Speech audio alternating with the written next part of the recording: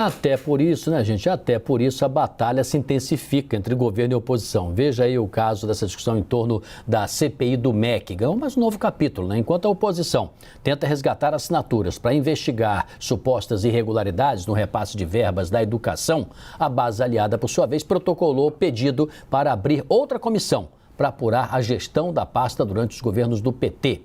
Quem acompanha esse assunto e explica os detalhes para a gente é a repórter Larissa Rodrigues. Tudo bem, Larissa? Boa tarde. Oi, Sidney, boa tarde para você, para quem nos acompanha. Já está na mesa do Senado, já foi protocolado, está no sistema de forma oficial, então, esse pedido, esse requerimento da base governista para criar uma CPI que eles chamam de obras inacabadas. Foi apresentado ontem esse requerimento, demora-se um dia para subir ao sistema. Ontem à noite até conversei com o presidente do Senado, Rodrigo Pacheco, disse que ainda não tinha tido acesso a esse requerimento da base do governo. Mas agora já está sim no sistema. Foi apresentado ontem essas 27 assinaturas. A intenção da base do governo, a justificativa é que teria tido denúncias também de obras inacabadas pelo país, isso durante os governos petistas, entre 2006 e 2018. Lembrando então que essa é uma estratégia da base do governo, já que a oposição se movimenta e já está quase com o número necessário de assinaturas para instalar uma outra CPI, que essa seria para investigar o governo Bolsonaro, essas denúncias recentes no Ministério da Educação. Agora, então, o Rodrigo Pacheco, o presidente do Senado, já tem em mãos esse pedido da base para criar a CPI das obras inacabadas. A oposição conta com 25 assinaturas para tentar criar essa CPI batizada de CPI do MEC. A gente lembra que para se pedir essa criação precisa de no mínimo 27 assinaturas, ou seja, a oposição ainda corre atrás de 2 assinaturas. Mas agora o que a gente escuta aqui nos corredores do Senado Federal. Na semana que vem, até porque teremos outro feriado, temos agora esse da Semana Santa, mas semana que vem também é feriado de Tiradentes. Existe uma expectativa que o presidente do Senado, Rodrigo Pacheco, nem convoque sessões para a semana que vem, porque de acordo com o regimento interno do Senado, ele precisa fazer a leitura desse pedido de instalação, por exemplo, dessa CPI da base do governo. Pacheco acredita que com o tempo pode acalmar e convencer um pouco os líderes a esperar, já que se ele instalasse uma CPI e a outra atingisse o número necessário de assinaturas, precisaria também a instalar a outra. A gente, claro, vai seguir acompanhando todos esses assuntos e eu volto depois com mais informações. Volto com vocês. Obrigada, Larissa. Vou tentar chamar aqui o Leandro Rezende de novo. Leandro, você que sabe tudo que passa na cabeça de político, explica aí pra gente. Não queriam CPI. Há 2 dias, 48 horas atrás, falaram, ano de eleição, não é ano de CPI, a gente vai estar...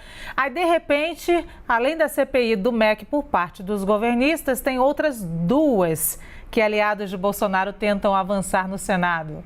Pois é, Lu, quem me dera saber o que se passa na cabeça dos políticos, né? Que nem sempre é fácil de compreender, mas a gente conversa tanto para tentar traduzir para quem está nos assistindo que movimentos são esses. Primeiro, essa CPI do MEC, agora que está sendo encabeçada pelo senador Randolfo Rodrigues, de oposição, e essa outra CPI para investigar obras inacabadas nas gestões do PT, encabeçada pelo Carlos Portinho, senador do PL, partido do presidente Jair Bolsonaro, elas estão evidentemente em choque, porque o tema da educação é um dos temas desse momento de agora. Milton Ribeiro caiu por conta de reportagens que mostraram esse favorecimento indevido a pastores que tinham acesso livre ao MEC e acesso livre supostamente livre, vendiam esse acesso livre aos cofres do Ministério da Educação. Daí vem esse pedido de CPI, que teve uma adesão grande, o Planalto se mobilizou, as assinaturas acabaram sendo retiradas e o governo, obviamente, reagiu tentando colocar uma outra CPI na pauta. Qual que é o problema?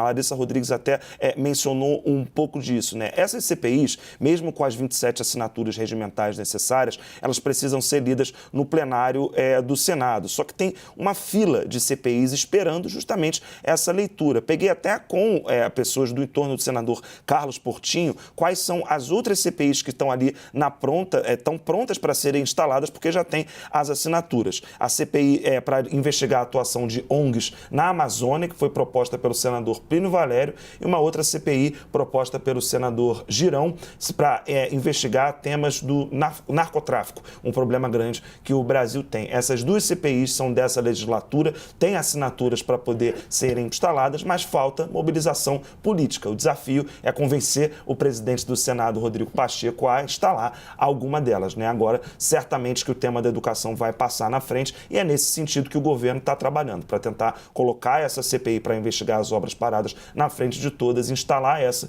e impedir que a oposição consiga instalar a CPI do MEC.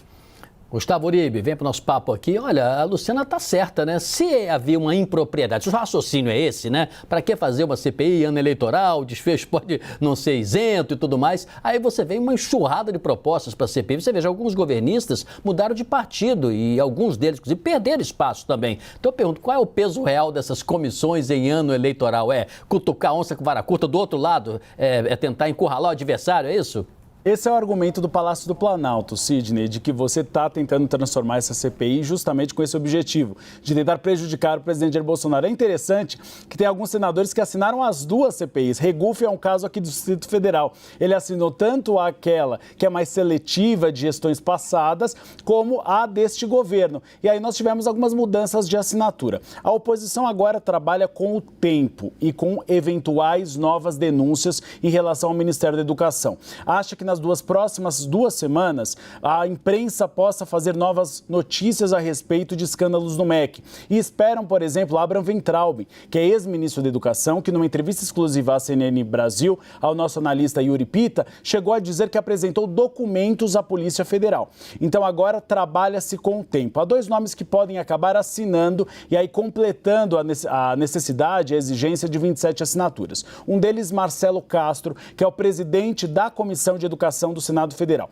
Ele disse que quer esperar para assinar essa lista o depoimento de Vitor Godoy, que é o ministro interino da Educação. Dar espaço para o outro lado para decidir se vale ou não uma CPI e também dar um pouco mais de holofotes para a comissão dele, da Comissão de Educação, em vez de uma CPI.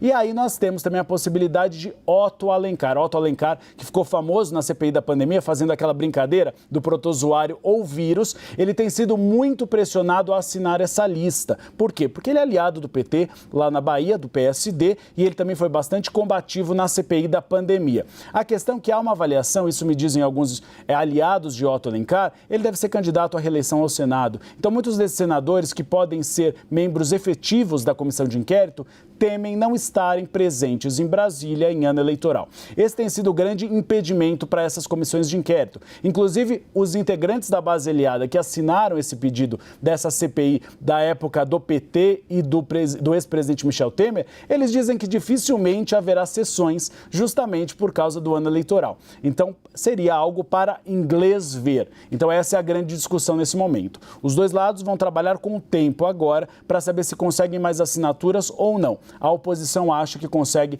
essas 2 assinaturas nas próximas 2 semanas.